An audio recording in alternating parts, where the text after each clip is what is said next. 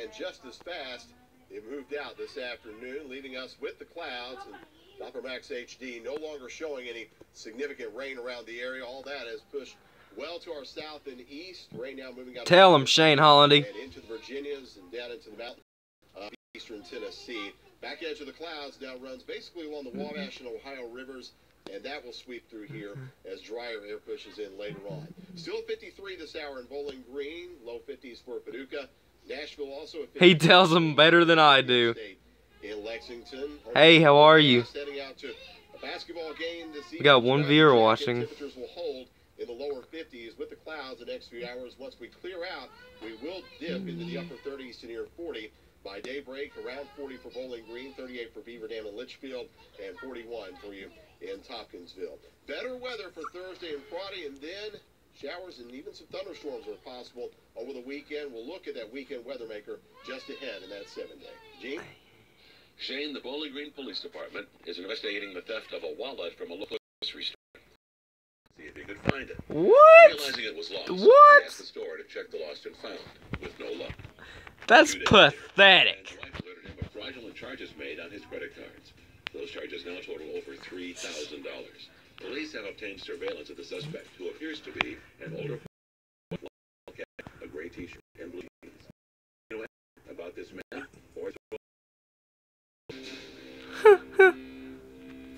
you can also text to 185. And Old Richardsville Road involved 4 cars.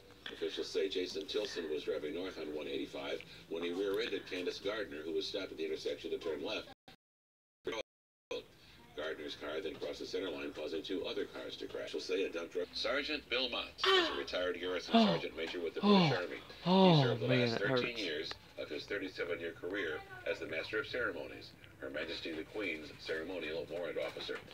Mott talked about his vast experiences over his years of service and his personal attitude and experience in leadership. Mott says he was there with the Queen through many ceremonies, good and bad. From 2002, my first event was sadly Her Majesty the Queen Mother's funeral, and then subsequently wonderful annual events, Queen's birthday parade, state visits, state opening of Parliament, and occasionally the bespoke, like the royal wedding. Mott now lives with his American wife Tammy on their 13-acre farm here in Kentucky. He says Kentucky is wonderful, and he's learning the skills required to operate a tractor on their farm. In an effort to get into the holiday spirit, the Salvation Army has begun its annual Angel Tree program. The tree is set up next to Belk in Greenwood Mall. You can pick an angel from the tree and buy items on the child's wish list this Christmas. The Salvation Army is also looking for volunteers to work the desk and help assist families pick an angel from the tree. In addition to the Angel Tree, the Salvation Army has also started its Bell Ringer program for the year.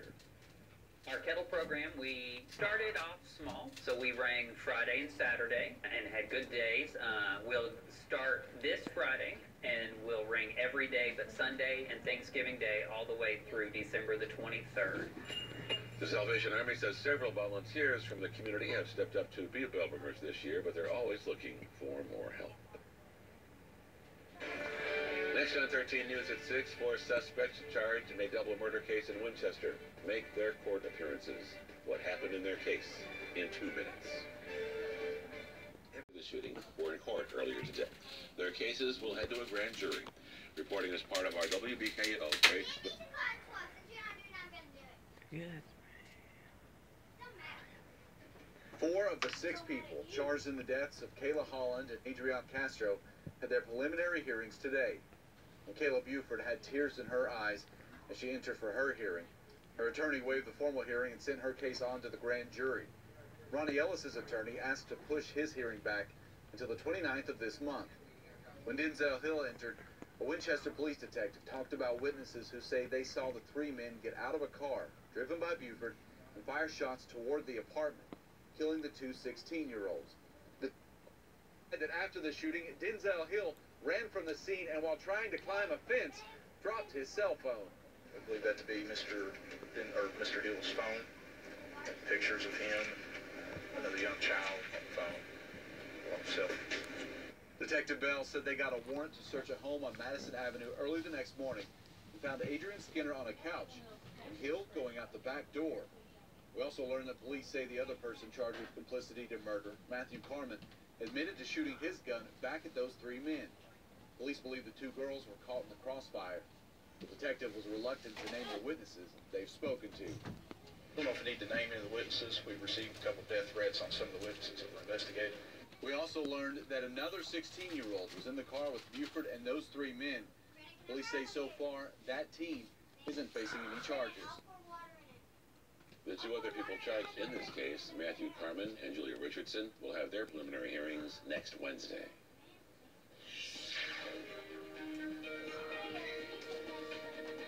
Well, despite the clouds and rain moving in this afternoon, daytime temperatures ran close to yesterday's. Our high 56, only one notch cooler than what we saw Tuesday, 35 below this morning. And rain, not a whole lot for Bowling Green, just 0.08 of an inch here. Some places closer to a quarter of an inch of light amounts all told. We'll get a break from the rain for a couple of days before a good chance for rain and wind comes our way to start the weekend. We'll look at that weekend weather maker in the forecast next. Your local stocks of interest, sponsored by Jason Claycomb of Raymond James Financial Services, your retirement resource. Follow us on Facebook.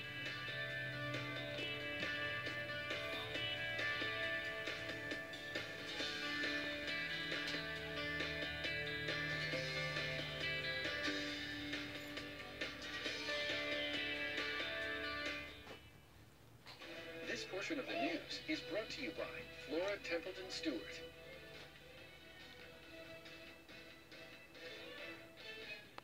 Moved out of the area, and on Doppler Max in motion, just a few sprinkles remaining over the eastern sections now and down and across Middle Tennessee. Significant rain is over, and it will be for at least the next couple of days before our next storm system gets here over the weekend. Temperatures are in the low 50s for the most part. Evanston now at 49, Albany at 51.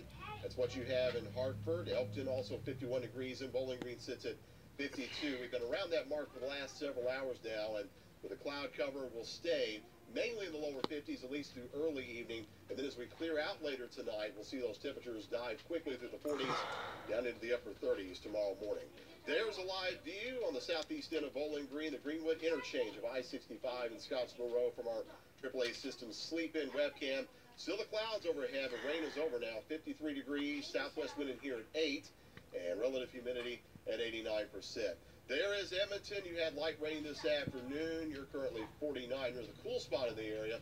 Meanwhile, Russellville with overcast skies, you're checking in with 51 degrees. Most readings are in the upper 40s to low 50s over the lower Ohio, Tennessee Valley region. You go to the north, and it turns cold. 30 for Minneapolis. 30 is also showing up across sections of Iowa and Wisconsin. We'll get a taste of that chillier air mass on into Thursday, but at least skies clearing now, and you can see that trend developing from about the Wabash River down to Paducah and down into northern Arkansas, and that clearing trend will work eastward along with the drier air as the evening wears on. There goes that main band of rain now from about Pittsburgh down through West Virginia all the way down toward Chattanooga, Tennessee. That will continue to move out to the eastern seaboard tonight with a fast-moving system that will be long gone by tomorrow. High pressure building in over the plains. That will ensure us of sunshine Thursday and a good chunk of Friday now before our next storm system moves in.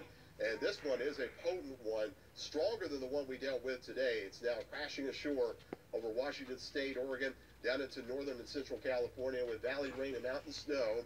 This storm system will head eastward in the next 2 days. Will arrive on Saturday with a good chance for showers, maybe some embedded rumbles of thunder, along with gusty winds.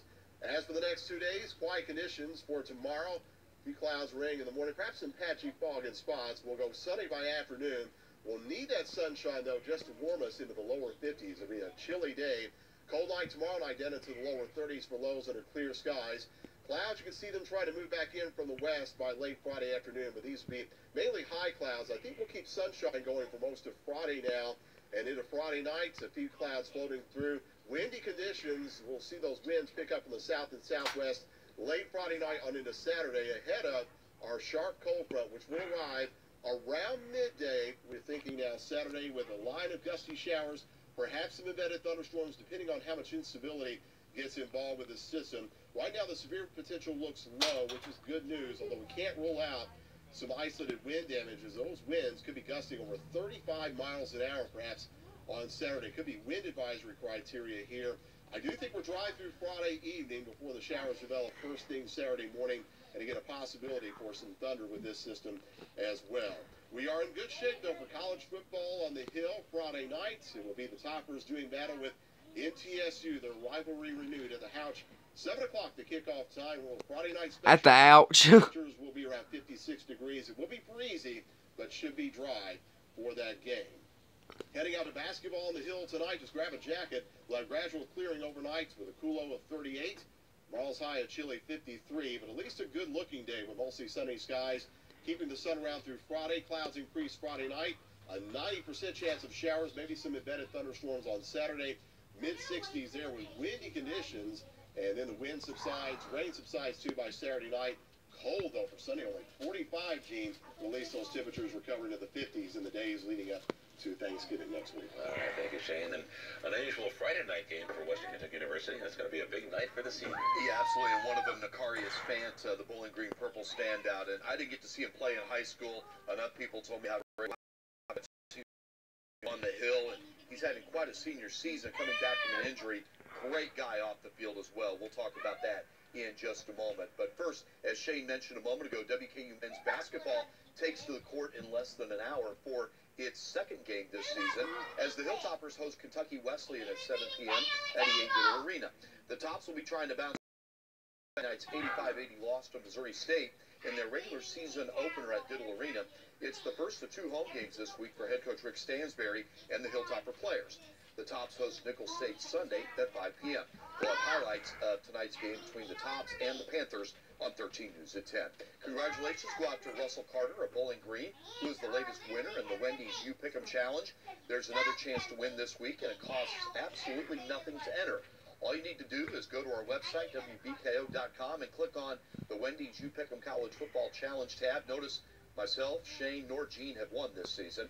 From there, pick the winners from the 5 games that are selected along with the tie-breaking score from the WKU Middle Tennessee game. Weekly winners will get the $5 chicken tenders meal from Wendy's. Well, one of the 18 WKU football seniors that will be playing his final game at Houghton Smith Stadium Friday night is wide receiver Nakarius Fant. The former Bowling Green Purple Star, who won Mr. Kentucky football honors 4 years ago in 2013, has been a go-to guy for the Hilltoppers both on and off the field. Number 1 has 46 catches for 472 yards and a pair of touchdowns this season for the Tops. And Nakarius tells 13 Sports Insider Chad Bishop that emotions will definitely be a factor on Friday night when the Tops take on arch rival Middle Tennessee. Guys that I've been playing for 4 years now, my family, friends, who come out and watch me my last game here. It's gonna be exciting and even better since Middle Tennessee. Yeah, he's had a great season.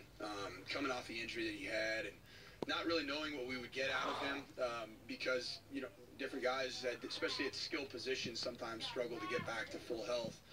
I mean, his run after catch abilities, his toughness, and he's done it all for us.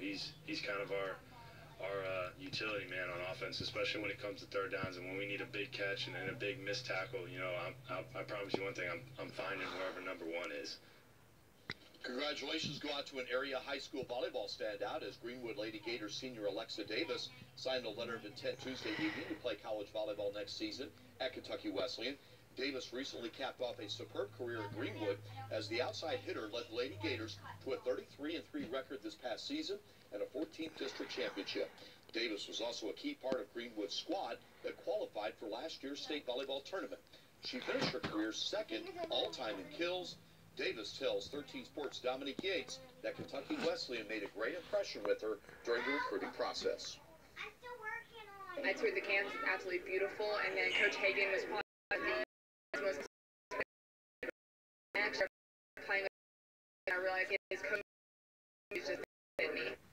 And that'll do it for sports. Coming up, why a most unexpected tragedy has a young child battling for his life. Gene will have the story next on 13 News at 6. This portion of the news is brought to you by Morgan & Morgan, for the people.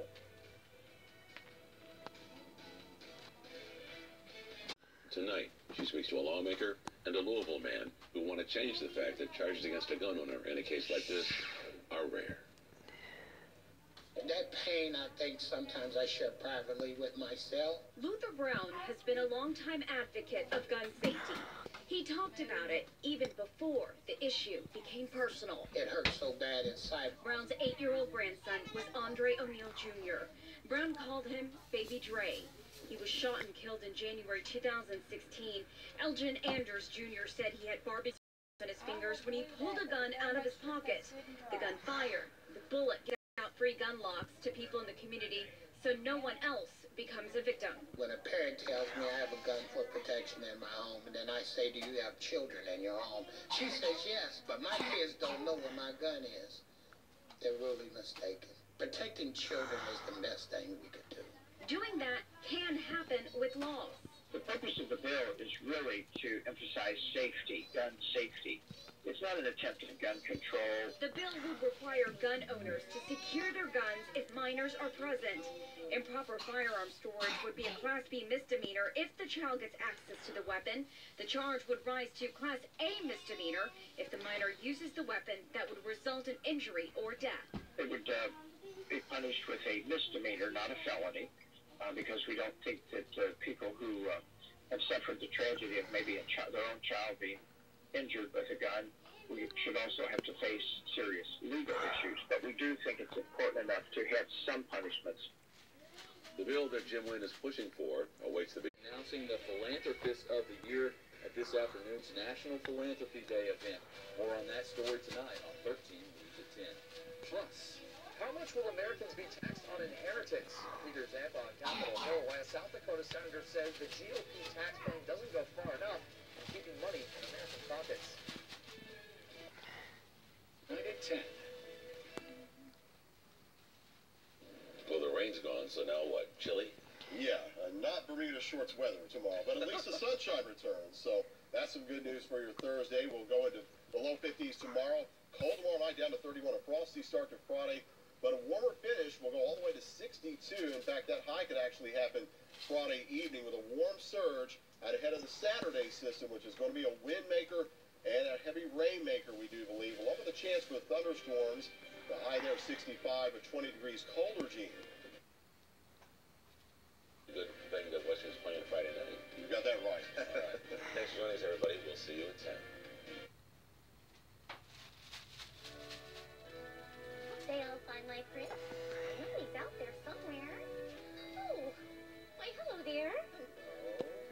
Someday I'll find my prince. Just know it.